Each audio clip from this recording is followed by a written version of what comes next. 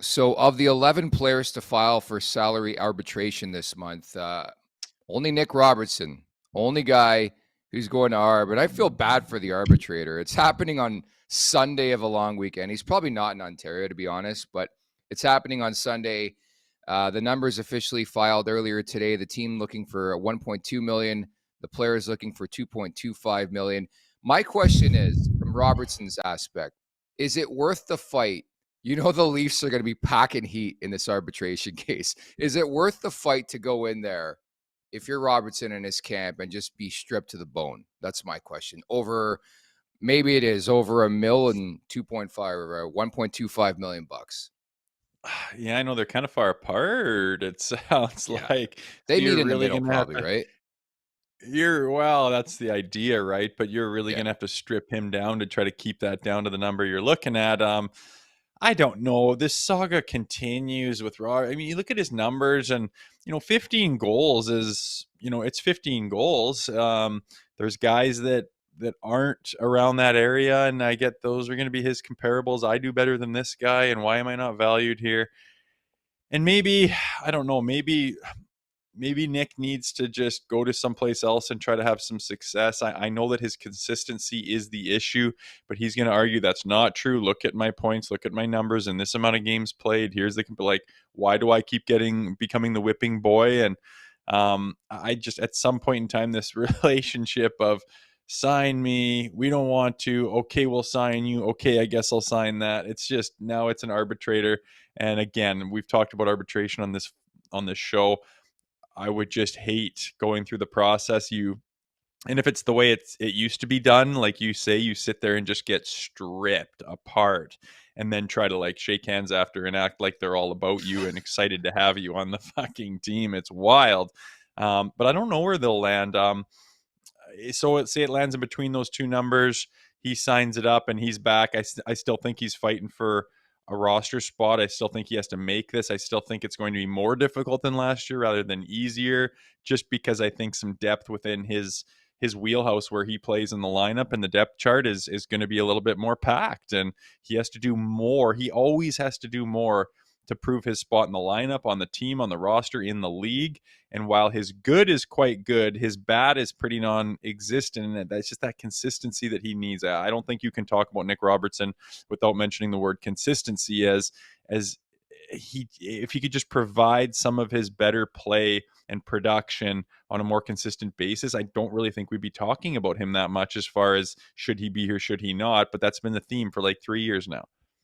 I think 1.7 around there seems like a fair market value number for Nick Robertson, especially with the salary cap going up. I think they'll find a way.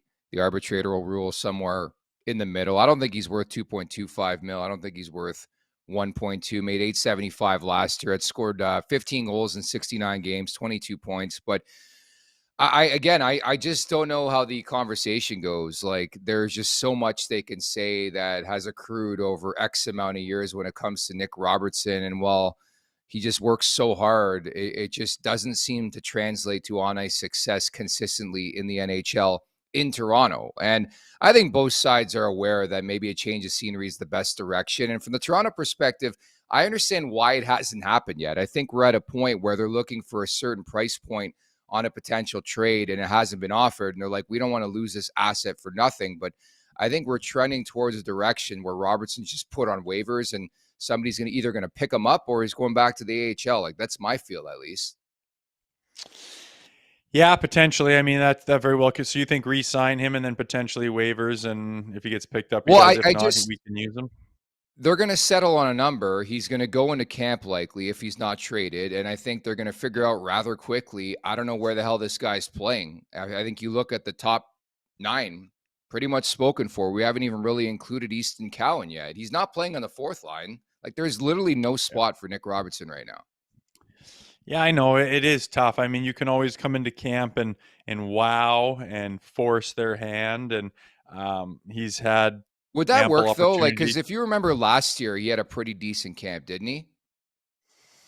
Yeah, I know, but pretty decent isn't going to do it. I'm agreeing with you. I'm saying this Yeah. road to being on this team is quite difficult, and they may be openly talking about wanting a trade. And again, what what the return is and what's been proposed and who's been interested, I have no idea. But obviously it hasn't gotten over the finish line. And yeah, I think that you'd have to do something special, I guess is my point, in camp to get that spot and really make it difficult on them. And that's what they challenge you to do every camp. Like, make our job hard. Do not expect that this roster is in stone or even complete or even on the whiteboard right now. Like, we want to see who's got what and who's willing to do what. And you can go earn a spot. I mean, that's still the reality, and that's still what a player should have in their mind. But yeah, you start crunching names and numbers, and it's going to take something pretty special for him to crack that lineup on any kind of a consistent basis.